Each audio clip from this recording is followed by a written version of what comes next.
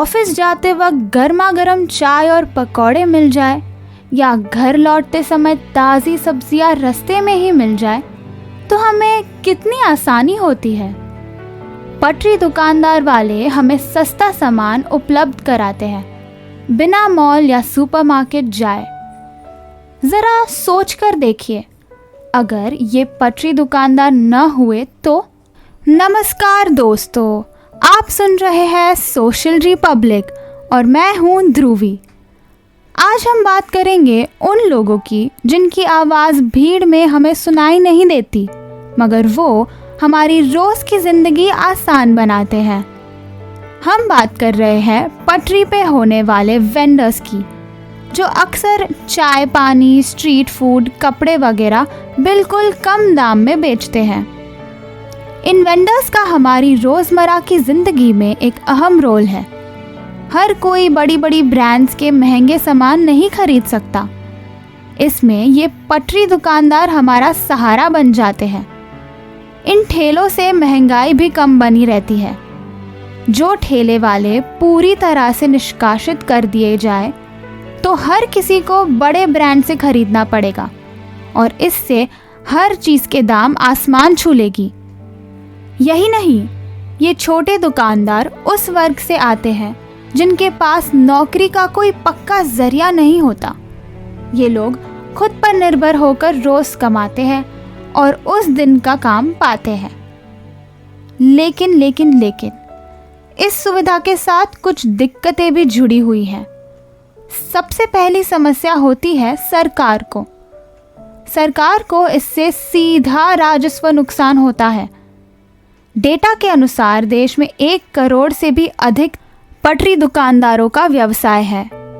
ना कोई बिल मिलता है, ना जीएसटी चुकाया जाता है।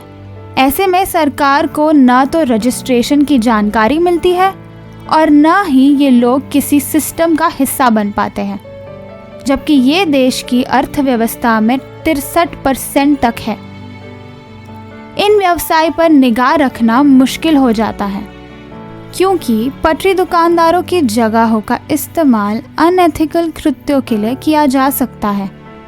जब नियम कायदे नहीं होते और निगरानी नहीं रहती तो ऐसी चीज़ें पनपती है। यहाँ तक कि पुलिस को भी इन जगहों पर नियंत्रण और कानून व्यवस्था को बनाए रखने में चुनौती का सामना करना पड़ता है। और तो और सर्व जगहों पर अतिक्रमण बढ़ता है। जब वेंडर्स फुटपाथ या सड़क के कोने में ठेला लगाते हैं तो आम लोगों के चलने के रास्ते रुक जाते हैं। कई बार तो ट्रैफिक जाम की समस्या बनी रहती है। तो सवाल उठता है, समाधान क्या है?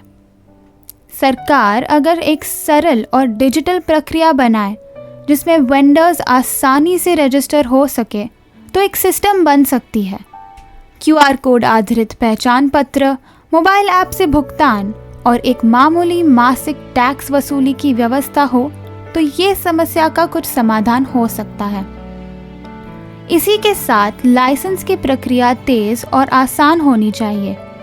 हर दुकानदार का रजिस्टर होना चाहिए और रजिस्ट्रेशन बिल्कुल सरल और उसकी समय सीमा भी तय होनी चाहिए।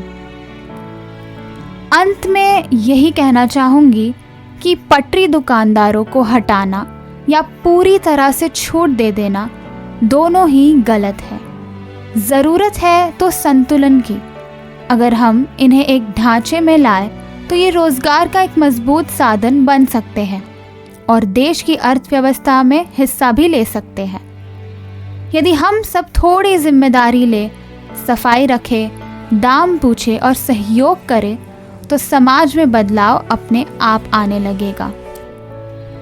अगली बार फिर मिलेंगे सोशल रिपब्लिक में। यदि आपको अपने विचार हम तक पहुंचाने हो या आप चाहते हो कि हम और कोई विषय पर बात करें तो हमें कमेंट्स में ज़रूर बताइए।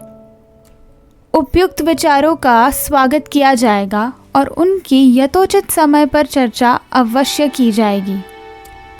तब तक के लिए अलविदा।